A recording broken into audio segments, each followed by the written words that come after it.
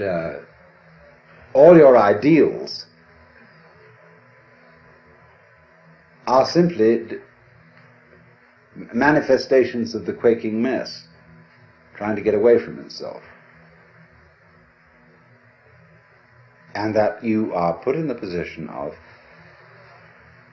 it is absolutely necessary for me to be different from the way I am, but there's absolutely nothing I can do about it, because being the way I am, I cannot be different from that. Let's say this, but we can put it in different ways.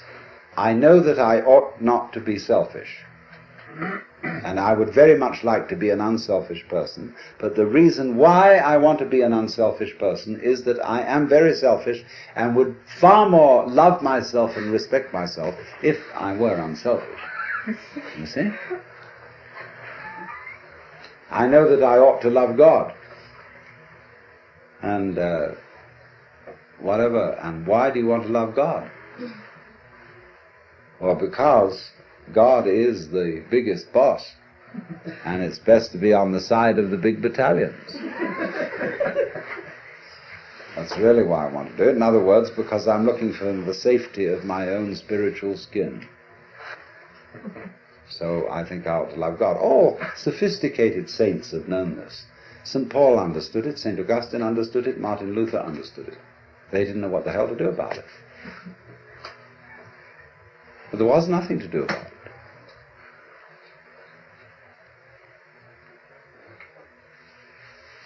And yet something has to be done. Obviously. But you realize, when you really look into yourself, there's nothing you can do. And this, therefore, is our point of departure. That we here, perhaps not, mutually realize there is nothing we can do to be anything else than what we are.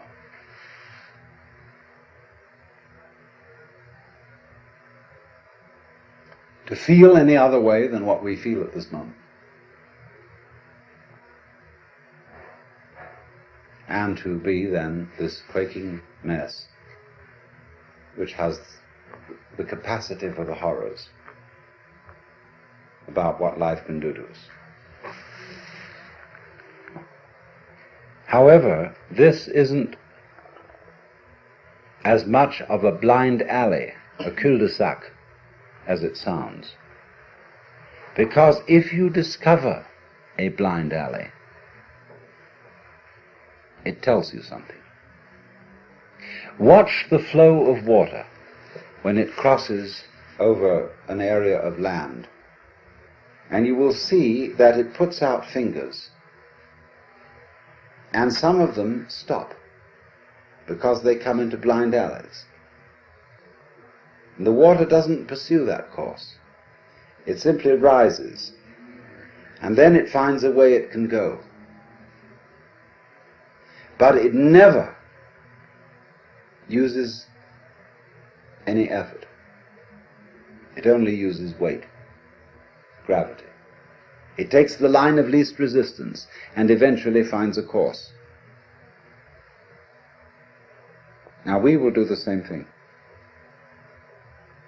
Only we're ashamed of it. But we're going to do it anyhow.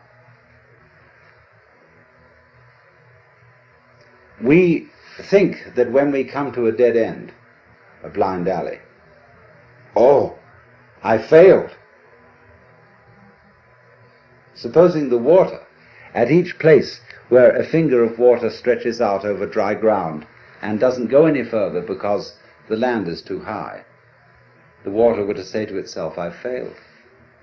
We would say it was neurotic water. Just wait, and it will find a way.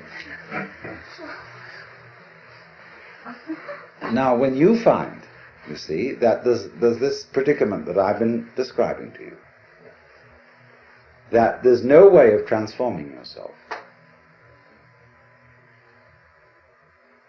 to become this fearless, joyous, divine being as distinct from the quaking mass. When he says no way, this is not a gloomy announcement.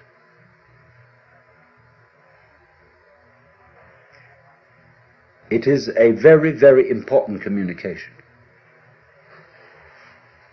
It's telling you something. Because like the land is telling the water, this isn't the way to go. There's another way. Try over here. So in the same way, life is telling you that's not the way to go. It's telling you, the message underlying this is you cannot transform yourself. Is giving you the message that the you that you imagine to be capable of transforming yourself doesn't exist.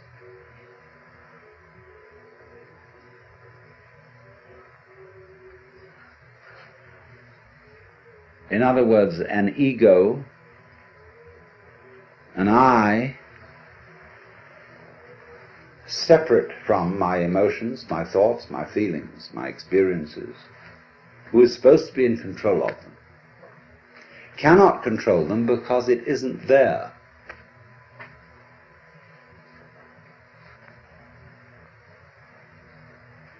And as soon as you understand that, things will be vastly improved. Now we can go into this. What do you mean by the word I? We're going to make some experiments in this on some number of different levels, but in the ordinary way, what do you mean by the word I? I myself.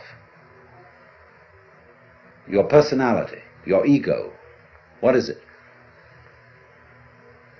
Well, first of all, obviously, it's your image of yourself.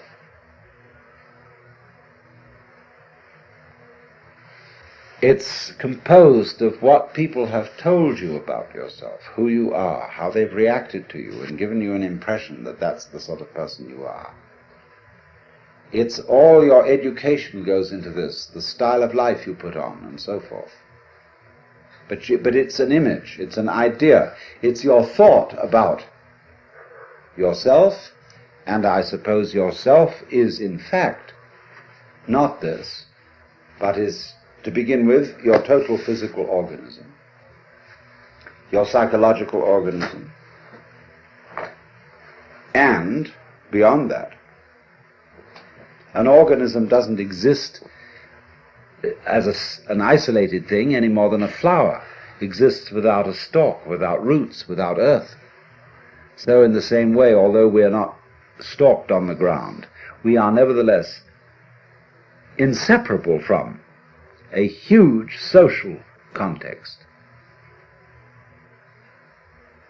of, well, to begin with, parents, siblings, people who work for us and everything. I mean, it's just impossible to cut ourselves off from a social environment, and also, furthermore, from a natural environment. We are that. There's no clear way of drawing the boundary between this organism and everything that surrounds it. And yet, the image of ourselves that we have does not include all those relationships. Our idea of personality of ourselves includes no information whatsoever about the hypothalamus, an organ of the brain, the pineal gland, really of the way we breathe, of how our blood circulates, of how we manage to form a sentence, how we manage to be conscious, how you open and close your hand. The information contained in your image of yourself contains nothing about all that. And therefore, obviously, it's an extremely inadequate image. But nonetheless, we do think that the image of self refers to something. Because we have the impression, very strongly indeed, that I exist. And this isn't just an idea. We think, my God, it's a feeling. It's really substantially there in the middle of us. And what is it? What do you actually sense? Like, when you're sitting on the floor and you feel the floor is there and is real and hard. Okay, what are you sitting on the floor? What do you have the sensation of? That's you here. When you're not hitting yourself. What is it?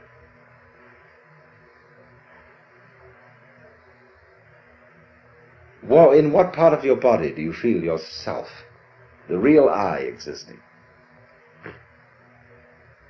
We can explore this very deeply, but I'm going to give you a preliminary and superficial answer.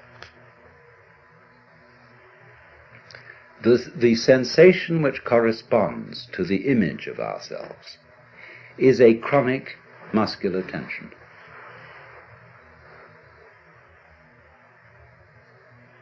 Which has absolutely no useful function whatsoever.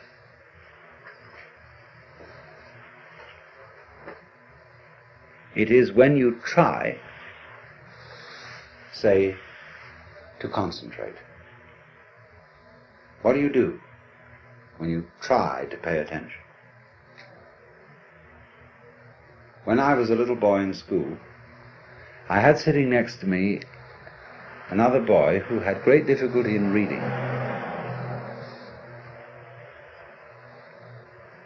And as he worked over the textbook with its perfectly piffling information, he groaned and grunted to try to read, to get out the sounds, as if he were heaving enormous weights with his muscles.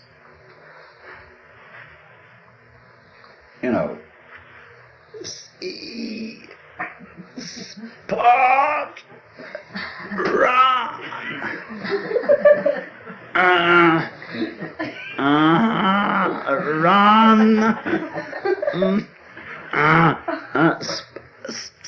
spot, run. It was enormous weights he was heaving. And, the teacher was vaguely impressed that he was trying. Phew! It had absolutely, all this tying yourself up into a knot has absolutely nothing to do with the way your mind works. Because look, if you try to see hard, look very intensely, and you make tight muscles around here, and maybe you clench your jaws a bit, if anything, that will make your vision more fuzzy. Because if you want to see something clearly, you must not make an effort. You must simply trust your eyes and your nervous system to do their thing. So you just look like that. I was writing the other night and I completely forgot somebody's name. But I knew that eventually my memory would produce it. And I just sat for a while and said to my memory, "You know very well who this person is. Please give me the answer." And so, boing, there it was.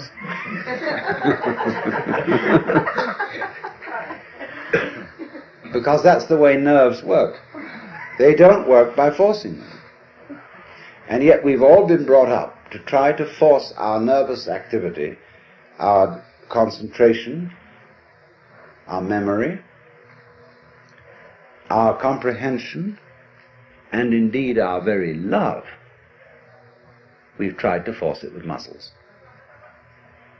Men will understand me if I say you cannot force by muscular effort yourself to have an erection. Women will understand me if I say you cannot force yourself with muscles to have an orgasm. It has to happen.